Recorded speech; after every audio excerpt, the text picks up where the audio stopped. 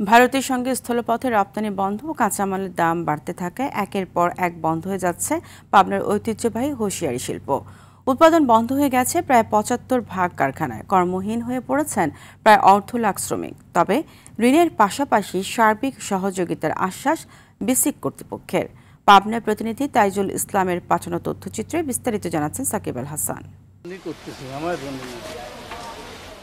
গার্মেন্টসের ঝুট কাপড় থেকে পোশাক তৈরির লক্ষ্যে পাবনায় ক্ষুদ্র উদ্যোক্তারা গড়ে তুলেছিলেন প্রায় ৫ শতাধিক হুঁশিয়ারি কারখানা। শহরের বাংলা বাজার থেকে চর সাধুপাড়া পর্যন্ত প্রায় ৫ কিলোমিটার এলাকা জুড়ে গড়ে ওঠে রপ্তানিমুখী এসব কারখানা। বছরে এসব কারখানা থেকে আয় হতো প্রায় ১,৫০০ কোটি টাকা। কর্মসংস্থান হয়েছিল প্রায় অর্ধ লাখেরও বেশি শ্রমিকের। ঐতিহ্যবাহী এই শিল্পটি এখন বিলীন হবার পথে। হুঁশিয়ারি শিল্পের বড় বাজার ছিল ভারত। উৎপাদনের প্রায় ৯০% পোশাক রপ্তানি হতো ভারতে। একই সাথে ভারতের ট্রানজিট সুবিধা থাকায় এসব পণ্য ভারত হয়ে রপ্তানি হতো মালয়েশিয়া, দুবাই সহ মধ্যপ্রাচ্যের বিভিন্ন দেশে। ভারতের ট্রানজিট সুবিধা বন্ধ হয়ে যাওয়ায় দুর্ভোগে পড়েন কারখানা মালিকরা।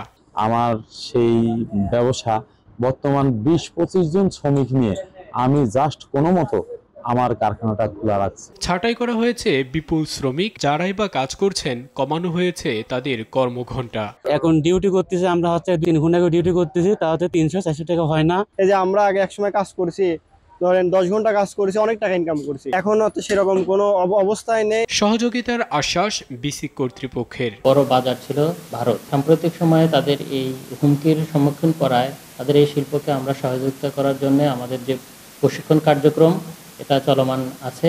এছাড়াও তাদের পণ্য বিপণনের জন্য আমরা মেলার আয়োজন করে থাকি। বিশেষভাবে বুনন যন্ত্র ব্যবহার করে তৈরি মোজা, পায়জামা এবং আঁটোসাঁটো পোশাককে বলা হয় হুঁশিয়ারি। ঐতিহ্যবাহী এই শিল্প টিকিয়ে রাখতে রপ্তানি সংক্রান্ত সব জটিলতা নিরসনের দাবি সংশ্লিষ্টদের।